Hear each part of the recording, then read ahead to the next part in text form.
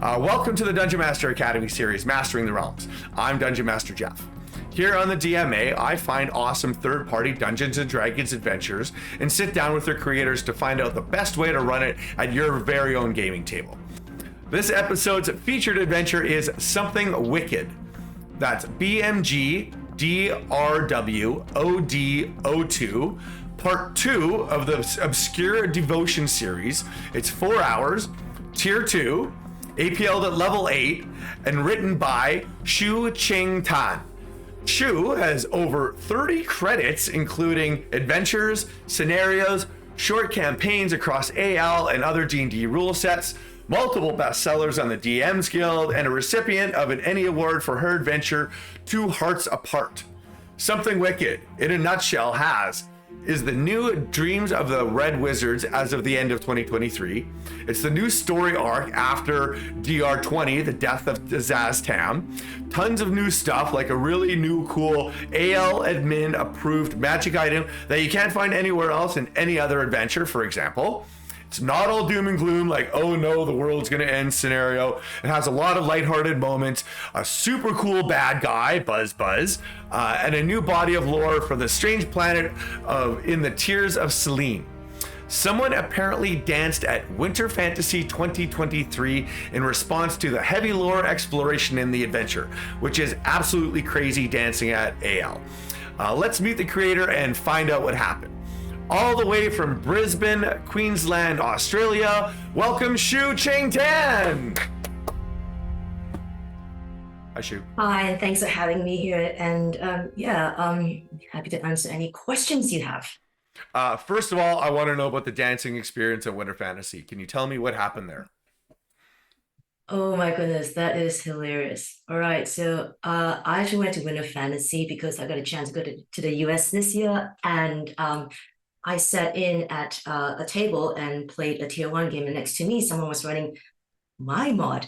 And this guy got up and he just started making all these weird, random insect/robot movements. And people were giggling, and I was looking around and I was going, what's going on? And then the DM at a table pretty much takes it on the DM Discord and said, I have fresh inspiration for someone who, was attempting to solve a puzzle in that mod. And they got up and did a dance in relation to the movements of some NPC creatures in that segment. It sounds almost like charades. Yes, I mean, look, kudos to the DM who encouraged such creativity. I mean, that was unheard of, but I was pleased, yes. Yeah, that's awesome. Sitting next to your table, if someone's running your adventure and then you see hilarity happening, that must have made you feel really nice at the same time. That's awesome. Thanks for coming. Special thanks to DM Dave from BMG, who's supporting this channel. I appreciate you and everybody at BMG. All the BMG DMs are absolutely phenomenal. And if you don't know, they run monthly D&D games with some of the best DMs around. I'll leave a link in the organized play in the thingamajig below. Hey, Shu, why don't you give us some character backstory on yourself? And how'd you get into writing anyway? Okay, character backstory. Well, before I got into the TTRPG space, once upon a time, I was a corporate suit. I worked in banking, and I did big debt deals with local multinationals and listed corporations. And before that, I studied law and business, and I was an assistant editor at Australia's leading academic law journal, the Melbourne University Law Review. I dabbled a little bit in creative writing while I was in banking, and I thought, you know what, I could do this. And in the Great Resignation, following the pandemic, I too jumped ship, went back to university to study psychology, and took the opportunity to double in game design. Back then, Well Beyond the Witchlight came out, and there was a dungeon craft program, and someone in the official D&D Discord in the AL channel said, guess what? I'm expecting tons of people to jump out of woodwork and present, spin-offs of Moulin Rouge and The Greatest Showman in the dungeon craft program. And I went, okay, I can do that. Challenge accepted. And I wrote something. I enjoyed the process, and I continued writing, and stuff kind of like, And up from there, I eventually did a lot more writing, and here I am DMing with, Ballroom Games, the VDW, freelancing as and when I can for both AL and non-AL franchises. Wow, that's to go from banking and the editing of the law review. I guess that started everything off with with the creative writing. That's really left brain, right brain. Not that I know too much about brains, but it's two different spheres, and that's an incredible journey. It shows that anybody can come from anywhere and run D&D awesome adventures at the same time. What was the adventure called that was close to the Moulin Rouge and the Greatest Showman? Oh my goodness, it was, yes. I wrote Holophant Love Medley, and it is, you can say it is a little bit of a twist on that song in Moulin Rouge, Elephant Love Medley.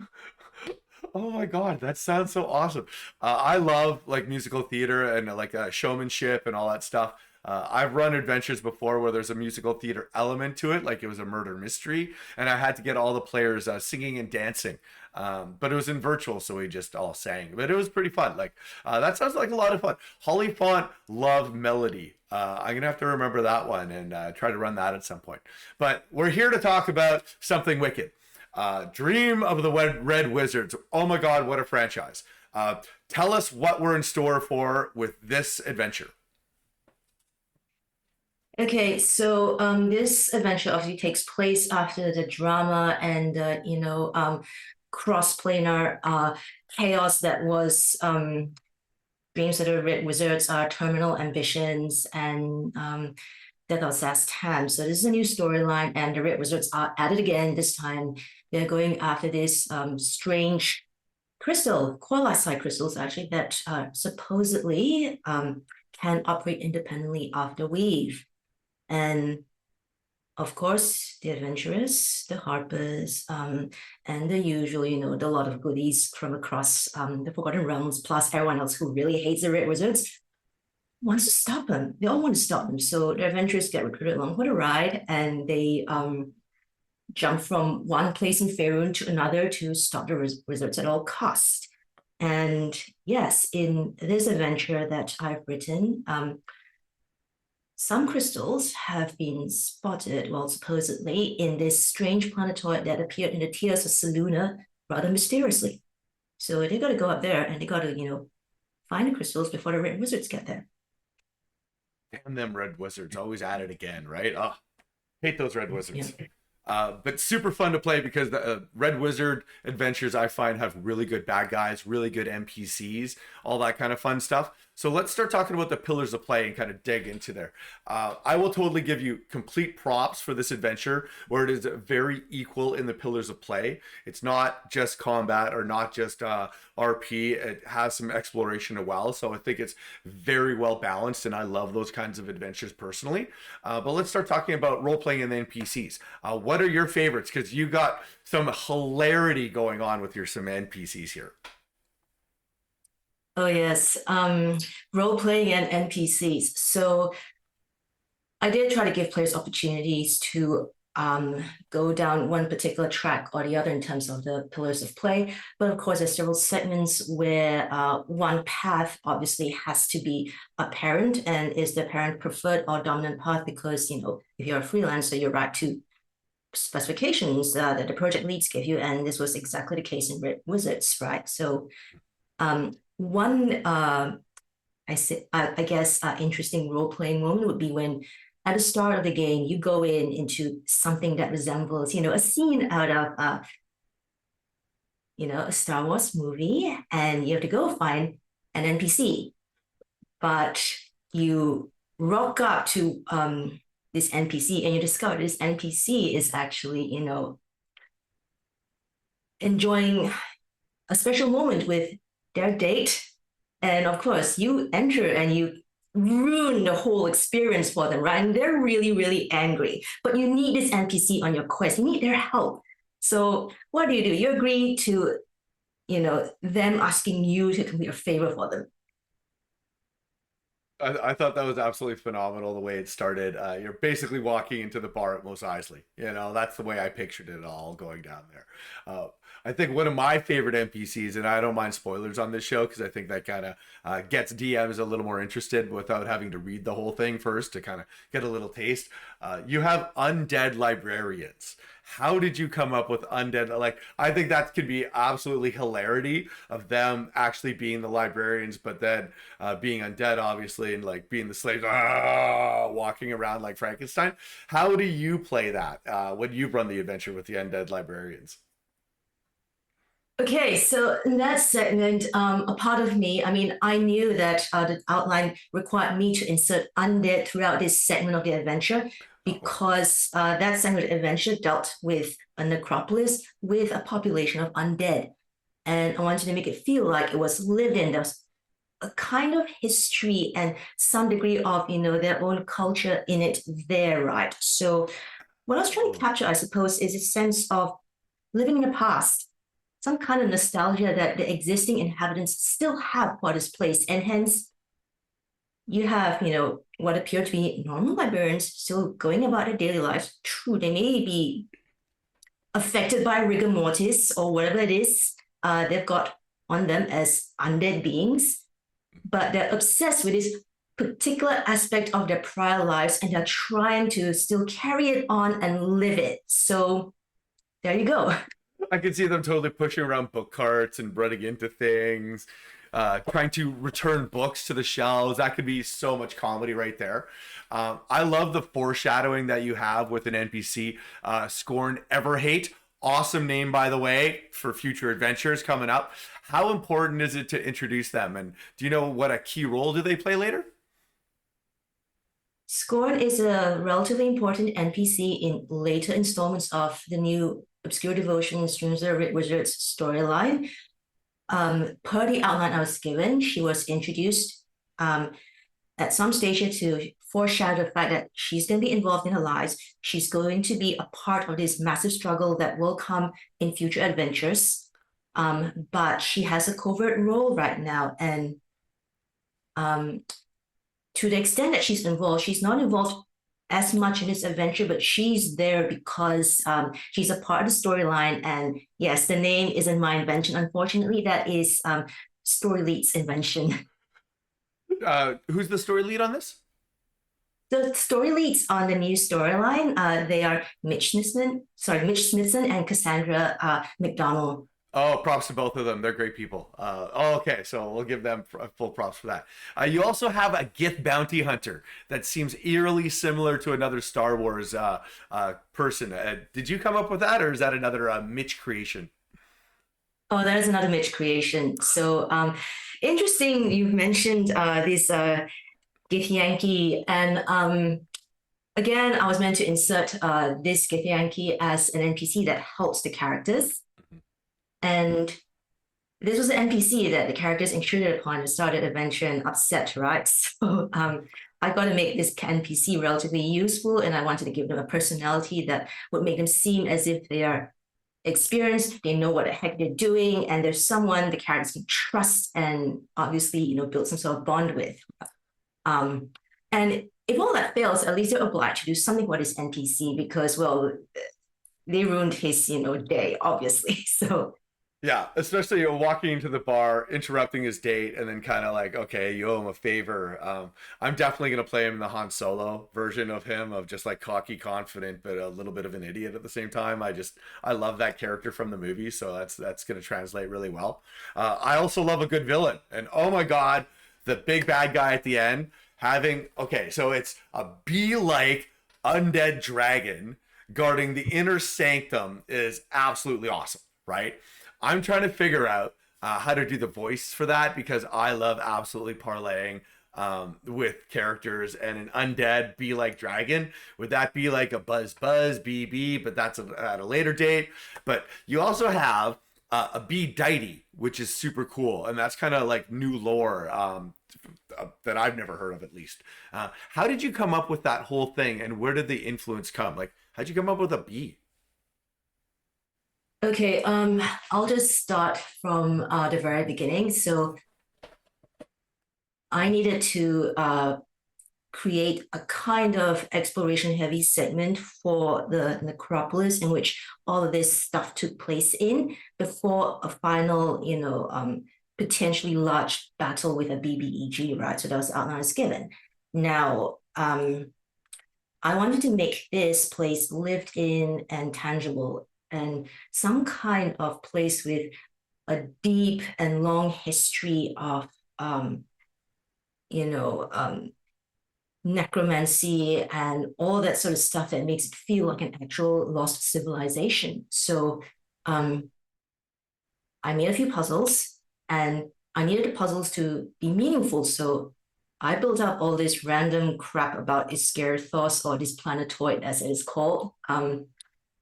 I tried to check with original Wizards of the Coast sources to see if there's no conflict. And thankfully, I was able to color the spaces in. So I built up all this random stuff. The bee thing, well, I just wanted to juxtapose the fact that life still exists in this distant necropolis in some form or the other, and it's not just the undead. And to make it seem a lot more meaningful, I was like, sure, let's pop in a bee deity. Why not? So how'd you come up with bees though? Why'd you choose bees? Um, it was pretty random. I sat there and I was trying to make a puzzle seem relatively easy to solve. And I wanted to combine this live thing as well. And I thought, if we're going to have some plants in this room and if we're going to have some sort of life, let's try insects. What sort of insect can I insert in here? And I thought, why not bees, Oh, so it was kind of driven by the monster. That's It's interesting. more of like something builds on the other as a foundation. And I guess I approach puzzle or encounter creation in kind of like a modular way. I start with a base idea and then I have a few levers to play around with to figure out what I could add on to, what I could notch up or down, Mhm. what else could I add to it or detract or remove from it. And to move forward to, well, the big bad, depending on how you view this NPC or monster, they may not really be a big bad, but a really, really disgruntled zealot. Um, on that note, though, I already had some sort of theme in mind, Okay. not be related, but obviously necropolis related. Hmm. And I wanted them to come out in a really, really creepy manner, out of the darkness in a strange, quiet place, like a horror film scene. And I created this thing with some liberties taken in terms of what seemed thematic. And it was after someone ran it at Winter Fantasy when they were like, you had these elements of a bee, deity and a bee encounter early on. So what I did was I put in my own adjustments and made this BBEG be like. And I I was think like, it's, I love it. I love it. that was interesting. So kudos to the DM. That was Jeremy Arnold, great guy. I love it. It's for me. I don't know why, because I've never seen bees before in D&D other than like a swarm or something that's kind of built up into a deity form. I like the fact because you have it in an acropolis. Bees hibernate, right? So in theory, that kind of fits. I don't know, somehow in my head, like that they could be an ancient species at the same time. That it fits within that whole theme of being in an acropolis, and then the living component, adding the bees to it. That's smart. That's great. The final combat, I gotta say though, is pretty dynamic and with lots going on in there. Especially if the players decide to fight from the bridge. I'll show the map right now just so everybody at home can kind of see what's going on here. But obviously, it's where the players start, and then there's the bridge. Then there's four magical chains on the bridge that the players can use in the combat. But there's a 3,000-foot drop from the bridge, and then the players get to fight a big dragon from the bridge. I could see that going very sideways very fast for the players. Do you have any recommendations for the DM on how to just kind of mitigate some of this to make sure that it doesn't go too far too fast? Yes, so then again, some degree of foreshadowing, which is also integrated into the puzzle components in the prior segment. And that prior segment does give a little bit of information about this dragon and perhaps a few clues about how this dragon could be restrained or contained or spoken to. So having the DM flag alternative means of dealing with this individual besides combat could be the way to go. Alternatively, the DM may also advise the players that there are a few things that they may take advantage of. They may scan features of the physical background before them and plan accordingly. And this may mean taking into account those magical chains that were also mentioned somehow in some regard if players were able to navigate the earliest segment, and also some back history about the dragon. On top of that, though, the DM also has discretion to be creative, right? And the DM may make adjustments as appropriate to reduce the difficulty or to provide certain descriptions in the environment which may be helpful to the players. Now, for example, if the players may use the chains, I suppose. Not just to restrain the dragon, but to be more mobile as well. And that's not to say that you cannot specifically just restrict your view to, all right, there's this thing in the air, it's coming down on top of us. I'm just going to lob range attacks at it. There are other means to dent this creature, and there are other means to negotiate with this creature. Yeah, I think just from reading it myself, I would definitely play up on the chains and parlaying with the dragon before initiative starts. Like as they're crossing the bridge, they see the chains and making sure that you describe the chains in detail to the party, that it's just not a throwaway. Definitely what you're talking about, the scene before of giving more background information about what's coming up in the next foreshadowing when they actually do encounter the undead dragon. And then when the dragon comes out, not just rolling initiative right off the top, I think is important too. And having that parlay and incorporating the dragon mentioning the chains that they're binding or something along those lines. So the player like really hit it home with the players until someone says, "Hey, can I do something with those chains?" Right? And just not leave them laying on the ground, or maybe the dragon grabs the chains. Has that ever happened? Where a dragon starts trying to use the chains on the players? So the dragon would obviously try to avoid those chains due to, again, I'm trying not to make this too spoilerish, but the dragon has some history with the chains, let's put it this way. And if the DM is also in a position, and I think the DM would naturally do this anyway, summarize what players have discovered in the prior segment before this encounter occurs, or before this encounter kicks off into a combat, then I think the players would be able to put two and two together to go, okay, can we go down this path, or can we do something else and take advantage of these chains, or oh hey, there are all these other things, features around. What should we do to be more careful? What can we do to ensure that we can navigate these features with some degree of success? That's a good point. Yeah, there's a lot of really good exploration in this adventure, and it's really a salvage mission when it kind of boils down to everything. I'm impressed by how you've layered the exploration within this adventure as well, leading up to a puzzle. Thank you for not just doing a riddle with a one-word answer, because everybody hates those. A lot of different solutions in this as well. How'd you kind of come up with making exploration fun in this? Oh boy, well, I did actually, curious you mentioned exploration can be a chore because for a large number of players, exploration is an exercise in survival, and they do tend to get somewhat paranoid or frustrated if the puzzles do not match what they expect or do not match what they believe is within their capacities to sync in with what their characters are meant to do. So what I thought was, why don't I look at, the old point and click adventures of years past, like what LucasArts did with Monkey Island, Day of the Tentacle, and some contemporary ones, and make this something of a more, let's pick up something, see if it works, and try to make it as easy as possible in terms of there's no way to kind of like permanently lock yourself out of anything. You pick up a few things that are relatively obvious and you figure out how to use them.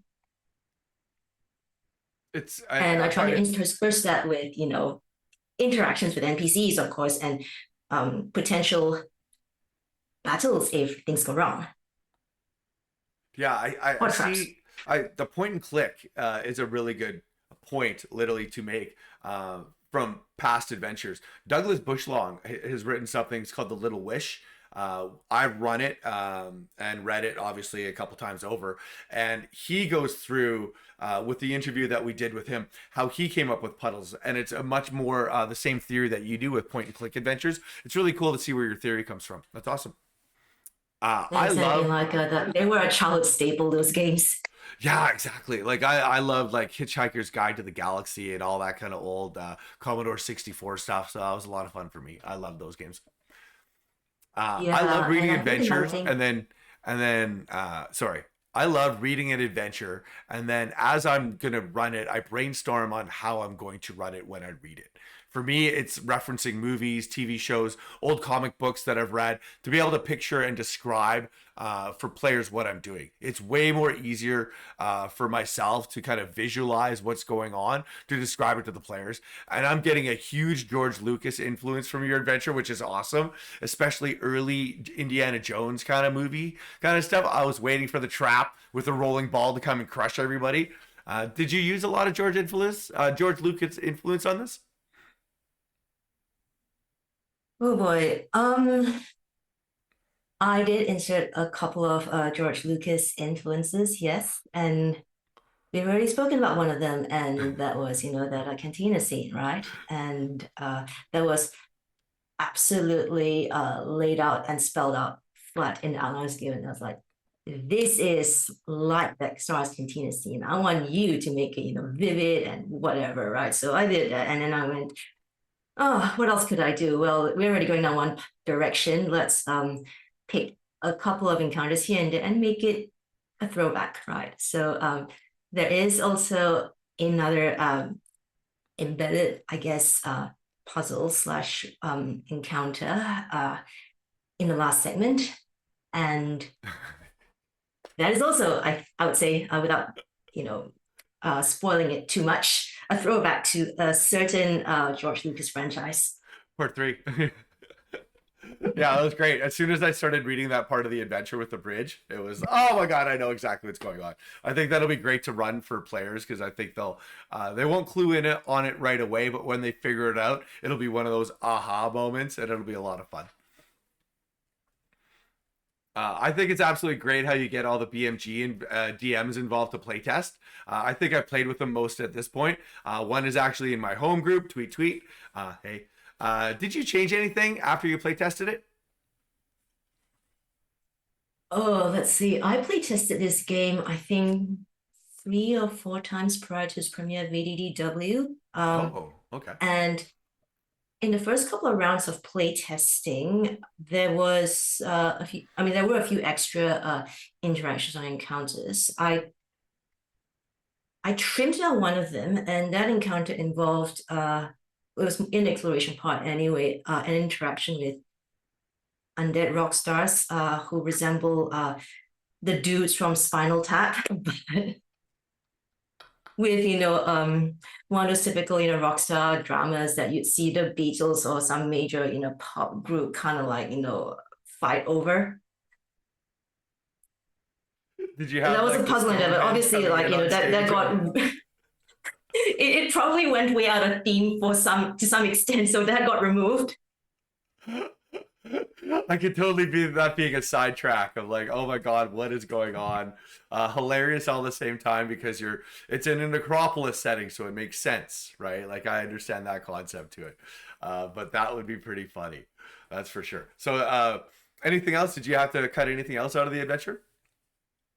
Um, there was an additional combat scene, uh, or actually, it was also meant to be a part of some sort of, grand, massive last segment or third part encounter. That too got modified, and the BBEG, as you recognize now, was meant to be something else. But that Oh. got somewhat unwieldy because I was trying to make the environment the big bad, but eventually I got scrapped. Oh, so you're gonna do like an environmental, like the room or something along those lines attacks the players? Kind of, yes. I was trying to see if I could do something different. And unfortunately, because of the static nature of how an environmental monster might be, and the fact that it could get too complicated if you make it less static, it just got a bit too unwieldy. And I said to myself, no, it might make it might sound very nice and creepy in tone and theme, but in practice, and in executing it, that's just not going to work. Oh, it didn't translate. And that's why we all play test because you find out so many good things about your adventure and what works, what doesn't, what needs tuning from a playtest. So nice work there. Mhm. I love the adventure. I think it's absolutely awesome. It's super well balanced. I'm really looking forward to running it. It's really, really good. Everyone else at home, you should pick this up if you haven't played it already. Um, what is your, so you have 30 credits, which is absolutely crazy to me. What is your writing kryptonite, or do you have any at this point? Oh my goodness, we're talking weaknesses, aren't we? So my biggest weakness, I guess, I'm still, 2 and a bit years into this journey, and I have a lot of stuff I still need to learn and gain some, mastery in. And sometimes I do have ideas, and they may seem a tad too novel or non-mainstream enough for, the market you're writing toward, right? So for example, if you're writing for AL, the AL market likes, maybe they're not that invested in, storyline and character development, heavy campaigns because of the drop in, drop out nature, for example. Or there's a heavy emphasis on accumulating certain kinds of magic items because some segments of the AL community prefer, certain builds, right? And that may also influence the way in which I look at an adventure and I go, oh, I can't use my idea here, or no, that's just not going to fly because the demand for that just isn't there.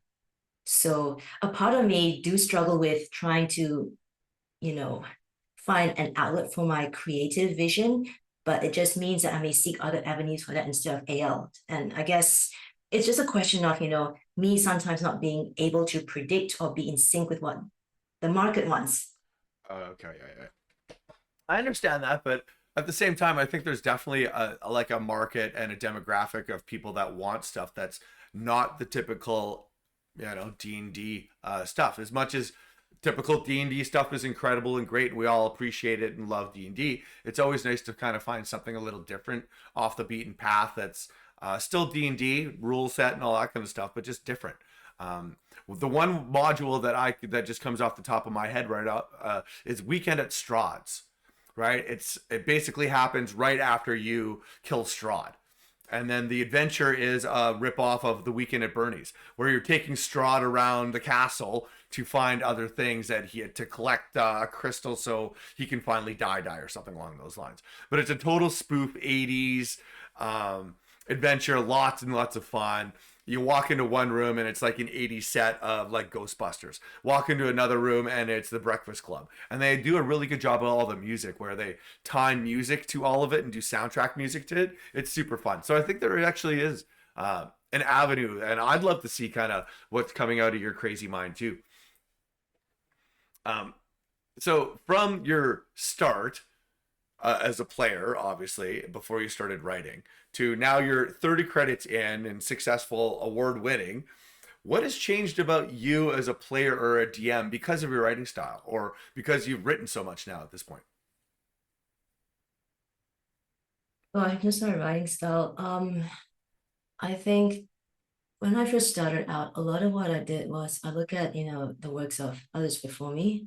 Um, and I think like with any trade or craft, you use that as a reference point. You may copy a few things, but from there on, you build your own voice, you build your own particular vision and design philosophy, and you learn with every iteration and every different kind of challenge you undertake. And I suppose the way I have changed as a result is I now pay more attention to reading between the lines of every adventure that comes out, trying to understand what is the reason for attempting something or designing something in a particular way, and to see if that might work from the perspective of a player as well. And because over the last 3 years, around the same time I've done this TTRPG stuff, I've been studying psychology as well. And that sort of study helped me try to understand the perspectives of the people at the table and not just the DM and the players. The DM wants something that's, easy to understand and clear and can be applied and, understood. The players want something that values them as the creator of their own, destiny, and to have agency and a voice and a way to express themselves in character, be it technically, be it in combat, or be it in roleplay, whatever, right? So it's trying to kind of like come up with a medium that encourages and permits all of that to happen while containing it in a distinct creative vision, so that there's some sort of identity and story to be told. And I find myself thinking about all of these as I design and as I write. You could say it's probably very analytical, but it's just a product of my experiences, my background, and the skills I've learned in life. Mm. So, what advice would you give to writers? Like you have 30 credits, you're award winning, you have bestsellers on the DMs Guild, you're basically writing for Wizards of the Coast. What advice could you give to writers starting out? Take it easy, take it slow. It is important to realize that a lot of what you need to know, say in writing for D&D, can be gleaned from official source material, i.e. the Dungeon Master's Guide, or if you're writing for Dungeon Craft, the Dungeon Craft rule pack. Mm-hmm. And there is a large community out there who are willing to help. There are people who are, hobbyists who are interested in keeping this alive and are interested in passing down the torch to, young or inexperienced writers who do not have any direction. And it's important to keep in mind that there is help out there. There is help if you are brave enough to seek help. It's very true. And yeah, and I guess look up your favorite adventure, study it, see how it's structured. Think about why certain elements are there and what makes you feel happy or glad to run it as a DM or play it as a player. Reflect on it. Mm-hmm. I'm curious. Do you write because Wizards of the Coast, the Dragon Craft, Dungeon Craft series gives you a style guide, right? Where it shows you all the fonts that you're supposed to do, the terminology, kind of breaks down the adventure of how it's supposed to be presented. Do you write in the style guide itself, or do you just write in a doc and then transfer everything over after and do all the formatting after? In relation to Dungeon Craft specifically, and more recently, the PO material, I write in a template, and that's because one, I'm used to writing in Word, and secondly, I just like to have the style and headings and everything just in one place without me having to do extra work to convert it. I could convert it after that, but to a certain extent, part of that is also layout if layout is involved. Mm-hmm. Yeah, And yes, I editing, use that because I'm myself still the same way. inexperienced in some of that. So obviously you still need, someone who's experienced enough in the style guide to go, no, no, no. We could move that into a specific section or paragraph and have a different level of subheading there. I like how they have headers in it. For the first time that I ever wrote something, it really helped me out. Just understand the layout of where everything's supposed to go, and then it condensed all of my dialogue, right, and all of my content at the same time. Kind of understanding how much space and room I had for everything at the same time. So it really helped me out the first time around. We just saw some releases not too recently, long ago, about new AL realms that we're about to play in. So can you tell us what you got coming up on the writing front? On the writing front, well, I would say that I've written a few POs that are due to be released over the course of 2024. Do You they may have have titles played yet? some of them at the premieres. Sorry? Do they have titles yet? Yes, I can disclose titles. Oh, awesome. So this one probably has been played to death for some time now. So I co-authored a tier 2 epic for Dreams That Are Writ Wizards with Krishna Simons, another BMG elder. And that hopefully should be coming out sometime in the new year, if not in December, I don't know. Okay. I wrote an adventure for the Border Kingdoms. Our friends at GameWorldCon obviously published that, and hopefully that will also come out at the start or early in the new year. It's also a tier 2 adventure, and it's got some interaction with their so-called pirate theme for that particular storyline. I love pirate thieves. That's awesome. What's this one called? This one is Isle of Death. Awesome. That's great. Yeah, so oh yeah, sorry, I forgot the title. I forgot the title for the epic. It was The Enemy of My Enemy. And of me, my enemy. That sounds very Krishna. Oh yes, it's urban intrigue, and you run around in like a major city in the Forgotten Realms, where chaos is popping up all around, and you have to solve some sort of interesting mystery. So that's that one. And then I also wrote for the Moonshade Isles with BMG Tier 3, and it's for the Malefic Delusions storyline. And it is interesting because that one blends the Feywild with something relatively plainer. Oh, with what? Um, you may find that it does have some spiritual connection with Planescape, but not entirely. And it Oh, is, I had a lot of fun writing this one because it was an opportunity for me to pull out Shakespearean elements. It wasn't a brief, by the way, to be Shakespeare. And I wrote, free verse for a few NPCs who are meant to be Shakespearean NPCs. oh my God! I'm like an old theater kid, so for me, that this is super exciting to hear. This is coming out. This is great. I'm looking forward to that. You sounds like you write for absolutely everybody that that's out there right now. That's impressive. Congratulations! I'm really happy for your success. Thanks. At this point in time, though, my writing work is predominantly, for this time of year, I'm working on non-AL and non-D&D projects, but I like to keep a good spread and mix of freelance work, and that just keeps me interested, and that just makes me a more well-rounded creator. Really, I mean, I don't see myself as a specialist just yet. Just yet, right? Do you have anything planned for Planescape? No, no, I don't have plans to write for Planescape Dungeon Craft at this moment. Oh, Should opportunity arise, though, I may consider writing something, but it all depends on how life goes next year. oh, busy, busy, and you got so much on your plate already as it is. That's so great. Let me know, please, if you do, because we're very curious to find that out. Um, Obviously, writing takes a team. Besides yourself at BMG, is there anyone else that you'd like to give a shout out to? And the list, I'm sure, is pretty long, so let's go for it.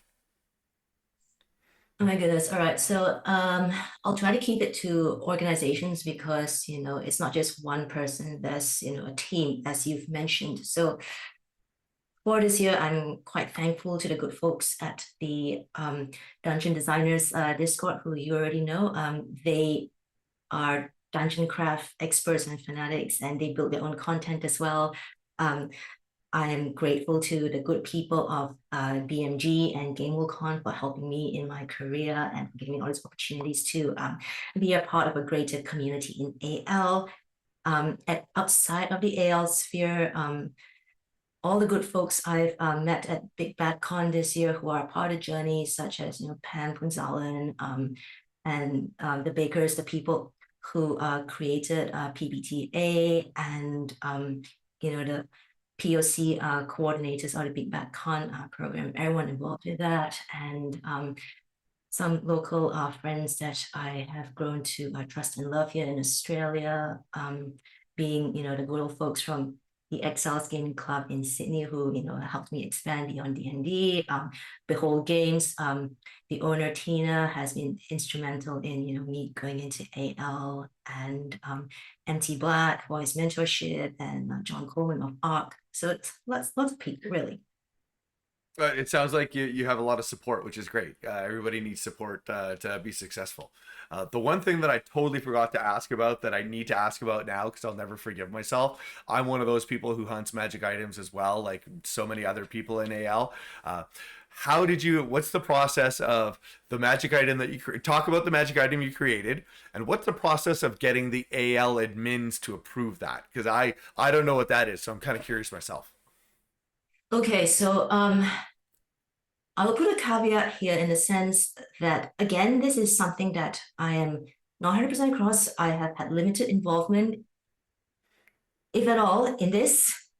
And it will also vary depending on project and, to a certain extent, the organization. So typically, the story leads will have an idea of what magic items should be in a storyline. They send that off to AL admins to get approval. And it comes back and it go, okay, we'll hand it on to the writers to write it into the adventure.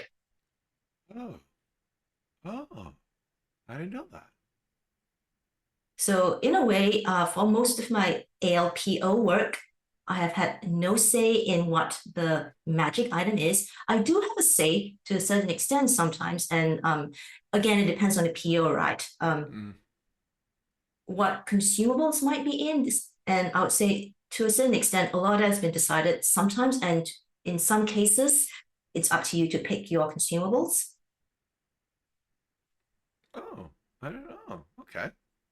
So describe the magic item. It's a +1 battering shield. If that it's like a convex, like did you make Captain America's shield? Is that what's happened? So I cannot make magic items as a writer in the series. However, this magic item is from a Critical Role source book that is published by WotC. So Oh. yeah, I don't think you're going to find that in any AL adventure that is written in the Dungeon Craft or Triple C program, because it is not a Forgotten Realms source book. When I got the outline for this adventure, it was written in there and it said, these are the magic items you insert into this adventure. Listed that shield, another common item, and a few consumables. And they're like, oh yeah, and spoiler alert, we would like you to have a 5 Chen segment in this adventure. Wow. So so basically the story lead kind of fed you most of the information of what the critical points, I guess, and the magic items that were allowed after getting AL admin approval. Oh, that's kind of cool concept how they did that. I had no idea how they did that. That's awesome. I mean, in a way, it is quite procedural in the sense that they write like maybe the full storyline in the case of Border Kingdoms, or where Bowman is concerned, because they've got like a few storylines and all that sort of content going on, right? Story project leads may do the whole thing up front, or do it in batches, and once that batch or the entire storyline is approved, they go to writers and go, okay, do this. That's cool. Because I remember bugging Krishna about 6 months ago. He put in a +2, what was that, Moonsicle. And my druid needed one, and I was like, "Oh my god, thank you so much!" And he wouldn't tell me how he got it in there. So now I know. That's good to know. Thank you I so much. mean, Sorry, go ahead.